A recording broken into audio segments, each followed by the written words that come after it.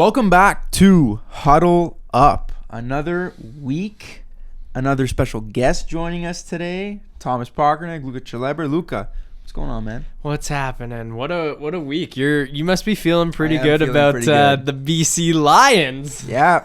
We did it last week on our little Audible segment. Big game, Lions Bombers. There was so much hype going in. I know it's still early, but whenever you have two heavyweights, two of the best teams going at it, there obviously is a ton of excitement. And not only did the Lions win, I can't even almost feel like I can't say I predicted it, because I did not predict them to win in that fashion. An absolute beatdown, 30-6, to hold Zach Collaros, who you praised as, he's going to win the MOP again. And I mean, he very well could, because he is that. He's that good of a quarterback, but it was just a really rough game for those Bombers, and Vernon Adams looked amazing. The Lions pass rush was awesome. Yep. So it was a great game, and I'm interested to see how both teams respond this week, because the Lions have another tough test against the Argos, and I mean the Bombers have a tough test as well against the Alouettes. So we'll see how the Bombers bounce back. We'll see how the Lions move forward, if that helps give them a little bit more momentum. But yeah, definitely an exciting time with so many great teams sort of rising up to the challenge in the CFL right now, and we're gonna have some fun with that, especially on this week's show, as we're gonna be ranking them a little bit. Yeah, for the Audible segment this week, instead of pitting us against each other, it still kind of is in that sense. We're going to do a tier list, and we love doing tier lists with Bar Down. We've done a bunch of them with hockey. We've done a bunch of them with football as well, and other respects. So why not, after 3 weeks in the CFL, let's kind of weed out the contenders from the pretenders. It's really early, and some of these teams can turn it around. We're looking at you, Hamilton. Like, maybe you turn it around when Bo gets back.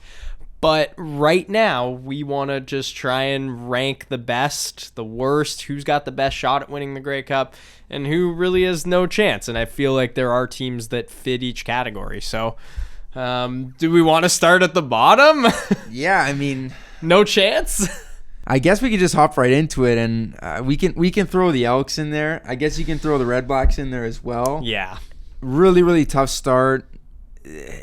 Not only are they winless, but they also are at a point where it's tough to sort of have optimism going forward. I guess you can say with the Red Blacks, because Jeremiah Mazzoli has been out, maybe when he comes back, that'll give them some life. But the Elks, has just been an absolute carousel at the quarterback position. They got some points late in the Argos game, and a couple of them were a little bit lucky and a little fun.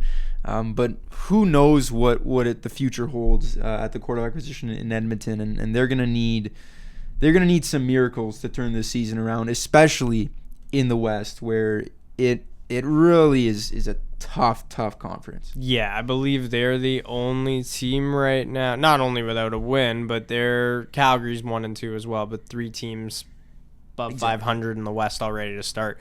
And then you talk about Edmonton, and you obviously have to talk about like the home losing streak, and Ottawa, the losing streak as well, the same. Like, one of them's got to win this week because they face each other. Yeah. So it'll be great to see who does it. But you're right. Like, without Mazzoli playing, it's tough to kind of rank Ottawa in the sense that I want to see what they look like with him back. You look at the points against, it's actually not bad. Like, 45 in 2 games isn't horrible. And when you kind of look at it against all the other teams, yes, every team in the West has played 3, so their points against are going to be a little worse. But like, that's in line with Toronto, who's 2-0. They just can't score on offense. So Mazzoli, like, he could be the key. Edmonton, like, do you start Trey Ford at this point? I think you just sort of have to see what you have. I think so too. Like, he's a highly drafted guy. Yeah, like, go for it. This week is the game. Whoever wins, they're battling to rise on our tier list. That's what this game's all about. But like you said, there's a little bit more confidence, I think, in Ottawa, just because they have been missing a very key piece, a veteran leader, a quarterback who's been in this league and has had some success. So I think that's why I'd be a little bit more lenient with Ottawa and maybe try to move them up. But through 3 weeks, there's no debate that these two teams are bottom of the barrel. Yeah, no chance. And here's where it gets a little harder, because there are only 9 teams. with 2 out, like there's only one more that's gonna miss the playoffs if my math adds up correctly, right? Because you get the 2 first-round buys and then you get the first-round matchups and maybe a crossover game. So yeah, you have like 3 teams missing the playoffs. So there are a lot of contenders here, but who's maybe, let's go with from no chance to like first-round exit. That's the next category. The first team I'll nominate for that is the Hamilton Tiger Cats and first round exit, only because they're 0-3. They've allowed over 100 points. They're the only team in the CFL that has. Bo Levi Mitchell is not playing. He's not healthy right now, and the longer he's out, the deeper the hole that they're going to have to dig themselves out of is, especially if the Argos and Alouettes keep winning. Yeah, and I think in that Argos game, when Bo went out, there was a little bit of hope with Schultz. Yeah. And it was not, that didn't translate last week against the Alouettes. It was a tough showing. And that Alouettes defense just dominated. I still have a little bit of hope with this team, though. I do, too. And I would maybe, through 3 weeks, you definitely have to have them here.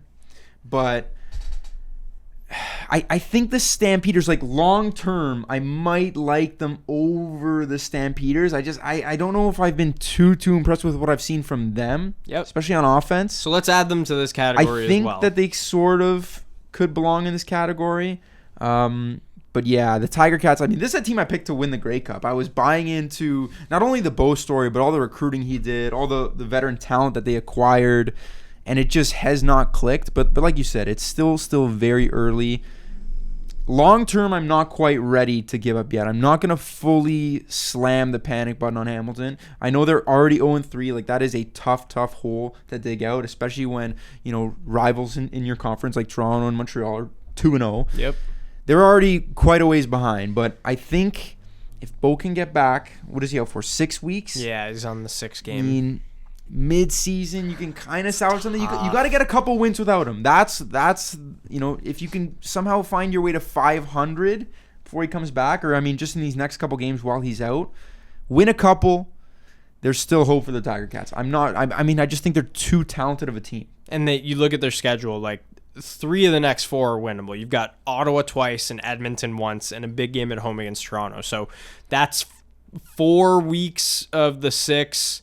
And that'll be 5 weeks of the 6 without Bo. If you can go 3-1 in the next 4 games, like you're right back in it. You're at 500. Yeah, it's not going to be easy. It's not. It's not going to be easy. But if you also look at the teams they've played, you can argue that they've definitely played 3 of the 4 best teams in the CFL right now. 100% they have.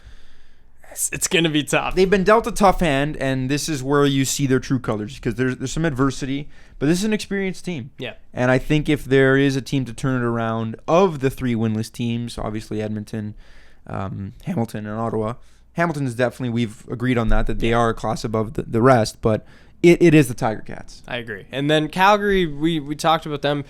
I think I just want to see more from this team. Like 1-2 to start the season. They've played in some close games, lost by 10 to BC, lost in overtime to Saskatchewan, had a nice win in week 2, but they beat Ottawa. It's more just I need to see more from Jake Mayer, and he's the guy taking over from Bo. Like, winning is the standard in Calgary. They still have a lot of talent, especially offensively, a lot of great receivers. Defense is solid as well.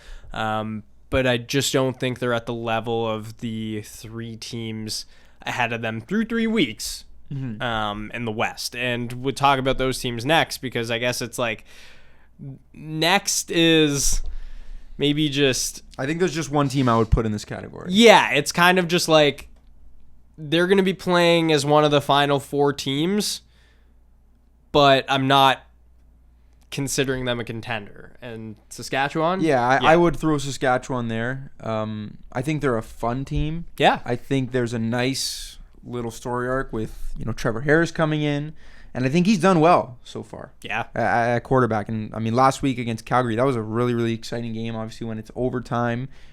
But when push comes to shove and they play who I'll call, the big teams, I don't quite think they have enough.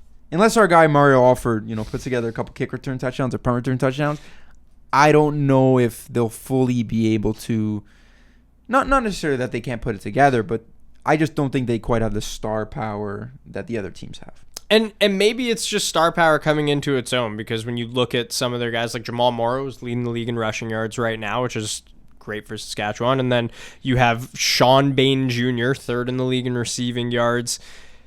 Guys that you weren't expecting to have this big of an impact. They're a weird team because I like Trevor Harris a lot. Yeah. And I like what he's doing on offense right now. Like they've looked solid on offense. Maybe they do rise to the contender status if he knocks off some of these bigger teams. I think that's what it's going to take. And I maybe we're being a little unfair here because I don't think they've quite had that opportunity yet. And you know what? They played Winnipeg actually pretty tough. That was a close game until we had that massive, insane punt return that sort of broke the game open. Turned the game open. But, like, they were with them. Yeah. So maybe we're being a little cruel here. But I think they'll get better as the season goes on, and maybe they can play spoiler down the stretch. But for now, I think it's fair to keep them below the top four that we have here. Okay, so we got to have one champion, and then the rest contenders. So do you want to name the champion now? Our favorite? Let's name the champion. Who do you got? I don't want to be too overreactionary here. Obviously, last week I spoke about why the BC Lions are going to win against the Winnipeg Blue Bombers. Does that mean I still think that they're the best? You know what? You're going to do it? The thing is, Winnipeg is such a strong team. Like you talked about the dynasty that they are last week. How complete of a team they are. They've been in these situations before. They know what it takes. Whereas BC is more like the up and comer. The way Vernon Adams Jr. is playing right now, I think I'll put them at one. I think I will. Okay. It is bold. I know they just won 30-6. I don't think that they're 24 points better than Winnipeg. Yeah. I just think that was a culmination of things and an off game for the Bombers. It's very, very close. But on current form, I would put the BC Lions at number one. So I would love to add another team to this category in the Toronto Argos, just because I think the East is so bad and they're head and shoulders above everyone else in the East that they've easily got the most, I don't want to call it a cakewalk of a road to the Grey Cup, but on current form, like Hamilton and Ottawa aren't going to challenge you. And Montreal, the jury is still out on them. I like the way Cody Fajardo is playing. I really like their defense too. We're going to talk to a guy on their defense, Ciante Evans, who's having a great year already. Got a few picks and he's playing great. The defense is playing lights out. I just don't know if I trust Cody Fajardo enough to be like, okay, you're going to give the Argos a run for their money. Like Trevor Harris, I think, is better, and this Montreal team lost some pieces offensively, and when he was there last year, he gave the Argos all they could handle. I just maybe want to see a matchup first between these two teams, because through 2 weeks, like Chad Kelly and that Argos offense look amazing. The ground attack is incredible. Kelly's legs have played a big part in just what they've been able to do offensively, whether it's extending plays or rushing for touchdowns. So I'll add the Argos in, and then I think it's pretty clear like the Bombers in Montreal are right under them, and as far as just contenders go, like the best cream of the crop contenders after BC and Toronto. You can swap any one of those teams and I think you'd feel okay about it. Yeah.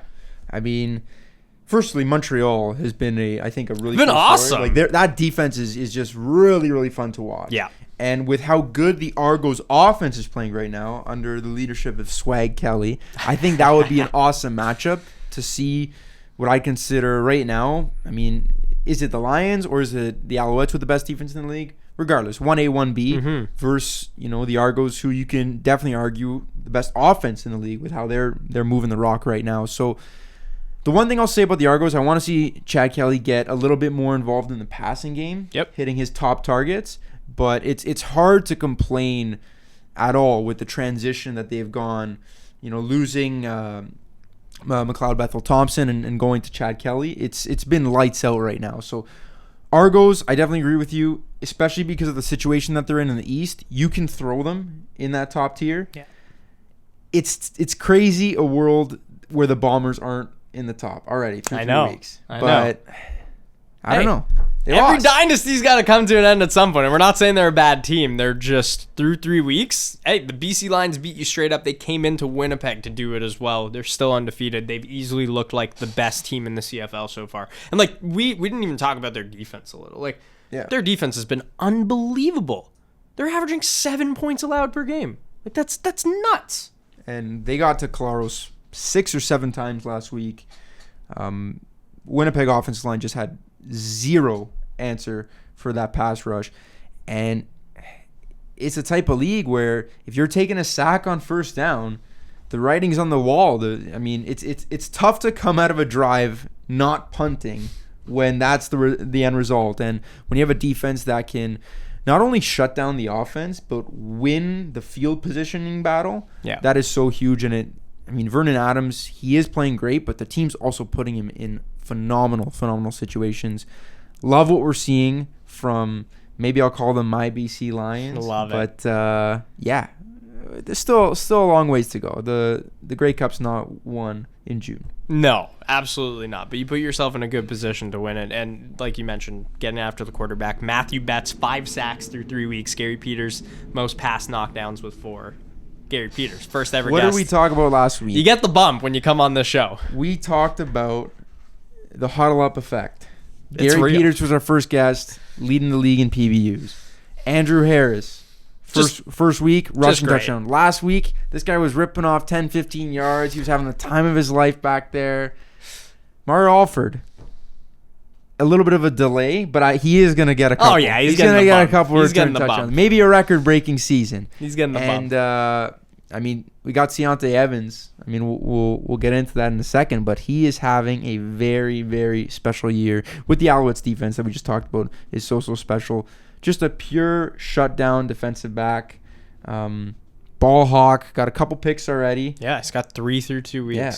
Pretty and good.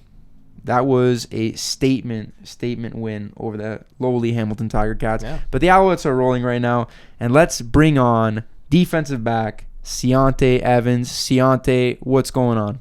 All is well. How are you guys? Doing well. We appreciate you joining the show today. Excited to talk to you. How's the beginning of the season gone? I know you guys just came off a bye week, but nice start, 1-0 record. How are things in Montreal? Everything is well spirits, man. Everything is good. Positive energy around, the facility and the team, and we're just looking forward to, keeping it going. We just saw, actually, before you joined us, that the Owls, they shared a video on Instagram teasing some throwback jerseys that you guys are going to be wearing. I don't know at what point. They haven't revealed them, but I know I'm guessing it's a bit of a surprise. So is there anything you can tell us about those jerseys? Have you seen them? Are you excited for everyone to see them and to wear them on game day? Yeah, I seen them. I had a little sneak peek. I got a little tour going on, but they don't want us to say anything besides that. And I think that you guys are in for a bit of a treat with them. I think that the fans will love them. I know that we got a lot of positive reaction, of course, with players. But I think that, when you guys see them, you guys are going to think that they're cool as well. Oh, we can't wait. Yeah, I've always said I'm a big fan of the Owls uniforms. I was just telling Luca before he started, especially the 2010, 2015 era. Love them. The colors are so nice. So I'm excited to see what you guys come up with. But let's talk about Montreal as a whole, as a city. It's obviously your second stint in Montreal, and I always say that out of all the places in Canada, I think Montreal is far and away the best destination for food.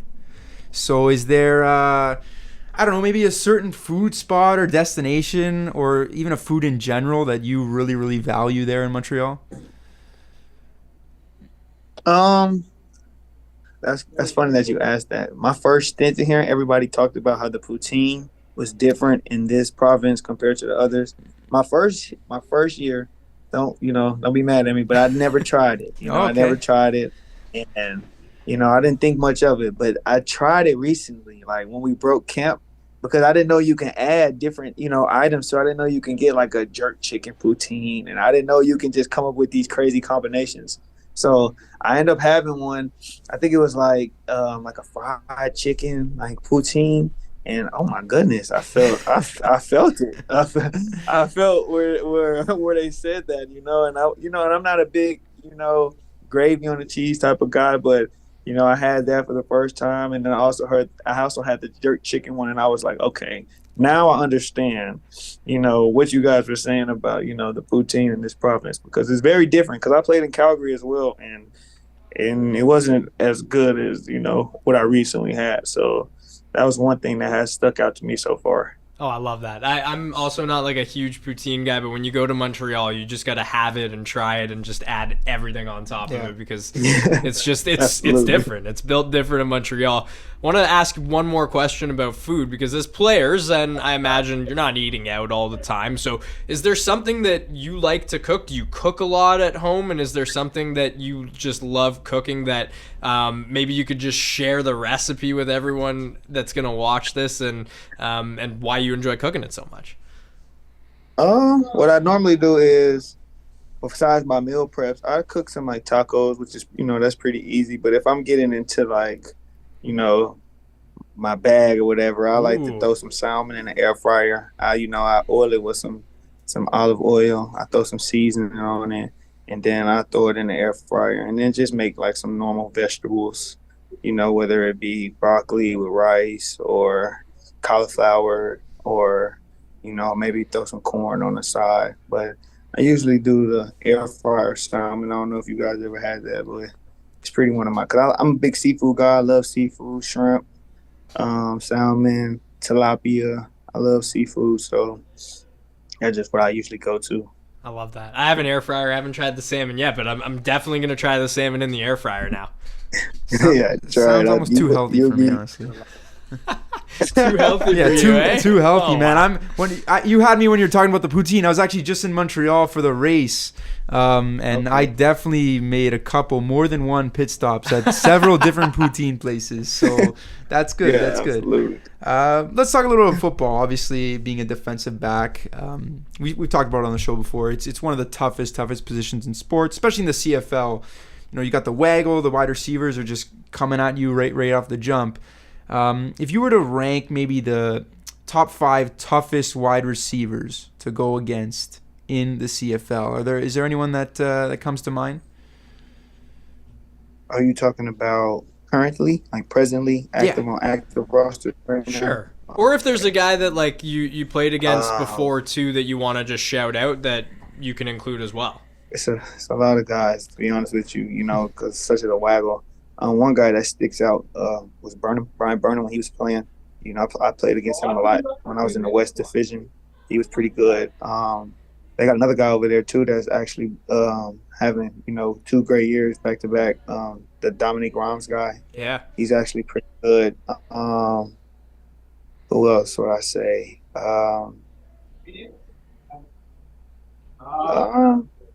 It's a lot of great receivers, but I don't know if any of them like that I would rank, in no specific order. No disrespect, but no specific order. But it's just guys that, is like a respect level for, that you have respect for, that, produce, like Greg Elliston. He's on our team, but he was a constant producer. He would make you work. Who else would make you work? You had the game plan for Gino Lewis. Gino Lewis is a guy that's going to make you work and bring the best out of you. So, those are just some of the guys that just come to mind off the top of my head. All great receivers, like you said. And like you said, the respect factor is huge. I'm sure you have as a DB.